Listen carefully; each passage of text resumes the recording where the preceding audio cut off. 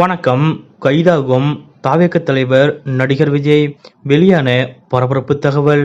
இதை பத்தின மொழிவர்த்தோட இப்ப நம்ம பார்க்கலாம். தமிழ்நாட்டில் 2026 சட்டமன்ற தேர்தலுக்கு இன்னும் சில மாதங்கள் இருக்கக்கூடிய நிலையில் தற்போது அனைத்து கட்சிகளும் தீவிர தேர்தல் பிரச்சாரத்தில் களமிறங்கிவிட்டன. அந்த வகையில் புதிதாக கட்சி ஆரம்பித்துள்ள நடிகர் விஜய் அவர்கள் வாரந்தோறும் சனிக்கிழமை பல்வேறு மாவட்டங்களுக்கு சுற்றுப்பயணம் மேற்கொண்டு பிரச்சாரத்தில் ஈடுபட்டு வருகிறார். அதன்படி நேற்றைய தினம் நடிகர் விஜய் நாமக்கல் மற்றும் கரூர் ஆகிய மாவட்டங்களுக்கு சென்று பிரச்சாரத்தில் ஈடுபட்டார். அப்போது நேற்று இரவு கரூரில் விஜய் பிரச்சாரம் மேற்கொண்ட போது நடந்த நிகழ்வு ஒட்டுமொத்த இந்தியாவையே உலுக்கியுள்ளது. அதன்படி கூட்ட நெரிசலில் ஏற்பட்டுள்ள இந்த அசம்பாவிதம் காரணமாக விஜய் கைது செய்யப்படுவார் என்ற கேள்வி எழுந்துள்ளது. அதாவது அண்மையில் புஷ்பா பார்ட் 2 சினிமா விவகாரத்தில் ஒரு ரசிகை பலியான போது அதன் நடிகர் அல்லு அர்ஜுனா கைது செய்யப்பட்டார். மற்றும் யோசிக்காமல் தெலுங்கானா போலீஸ் செய்த அந்த சம்பவம் அனைவரது கவனத்தையும் ஈர்த்தது. இந்த நிலையில் அதே பாணியில் தமிழ்நாடு போலீஸ் விஜயையும் கைது செய்வார்களா என்ற கேள்வி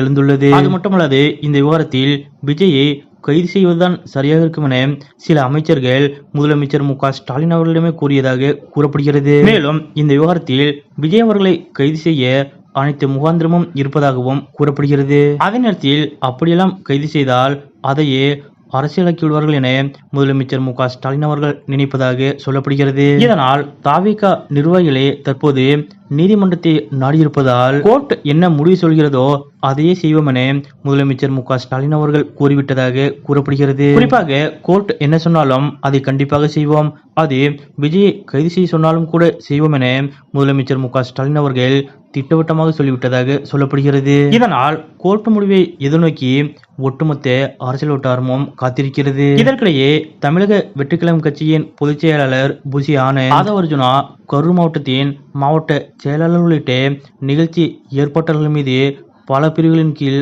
வழக்கு பதிவு செய்யப்பட்டுள்ளது. இதனால் அவர்கள் தற்போது தங்களது மொபைல் போனை சுவிட்ச் ஆஃப் செய்துவிட்டு தலைமறைவாகிவிட்டதாக கூறப்படுகிறது. மேலும் ஜாமீனில் வர முடியாத வழக்கில் அவர்கள் மீது கேஸ் பதியப்பட்டுள்ளதால் முன்ஜாமீன் எடுப்பதற்கான நடவடிக்கைகளில் அவர்கள் ஈடுபட்டிருப்பதாக கூறப்படுகிறது. கரூரில் நடைபெற்ற சம்பவத்தில் கோர்ட் என்ன சொல்கிறதோ, சட்டம் என்ன சொல்கிறதோ அதையே பின்பற்றலாம் என முதலமைச்சர் மு.க. ஸ்டாலின் அவர்கள் முடிவெடுத்திருப்பதாக கூறப்படுவது பற்றிய உங்களுடைய கருத்துக்கள் என்ன அப்படிங்கிறத மறக்காம கமெண்ட்ல குறிப்பிடுங்க.